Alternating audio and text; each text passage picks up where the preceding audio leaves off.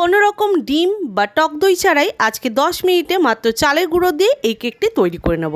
যেমন নরম তুলতুলে হবে তেমনই কিন্তু স্পঞ্জি হবে, খেতে তো দারুণ টেস্ট। এই চালের গুঁড়োর কেকটা তৈরি করার জন্য একটা বাটির মধ্যে 1.5 কাপ তরল দুধ নিয়ে নিয়েছি, 3 টেবিল চামচ রিফাইন তেল, 1 কাপ চিনি, 2 পিঞ্চ লবণ দিয়ে খুব ভালো করে দুধটা মিক্স করে নিলাম।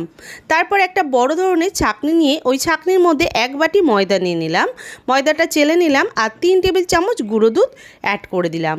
তারপর খুব ভালো করে মিক্স করে নিয়ে কেকের ব্যাটারটা তৈরি করে নিলাম। কেকের ব্যাটারের মধ্যে 1/2 চামচ বেকিং পাউডার, তারও কম বেকিং সোডা, সামান্য পরিমাণে ভিনিগার দিয়ে খুব ভালো করে ফেটিয়ে নিলাম। আর কেকের ব্যাটারের ঘনত্বটা ঠিক এরকম ঘনত্বে রাখতে হবে। এদিকে কেকটা তৈরি করার জন্য আমি 4টি স্টিলের বাটি নিয়ে নিয়েছি। বাটির মধ্যে সামান্য পরিমাণে রিফাইন তেল ভালো করে মাখিয়ে নিয়ে 1.5 হাতা করে ব্যাটার দিয়ে দিলাম ওই বাটির মধ্যে। তারপর কড়াইটা 5 মিনিট প্রিহিট করে ওই কড়াইয়ের মধ্যে একটা স্টিলের থালা বসিয়ে কেকের বাটিটা বসিয়ে দিলাম। তারপর 10 মিনিট বেক করে নিয়ে একটা টুথপিক দিয়ে দেখে নিলাম কেকটা কিন্তু পুরোপুরি পরিষ্কার এসছে। আর কেক তৈরি হয়ে গেছে। এইভাবে আপনারাও নরম তুলতুলে স্পঞ্জি কেক তৈরি করে নিতে পারেন, খেতে দুর্দান্ত স্বাদ হয়।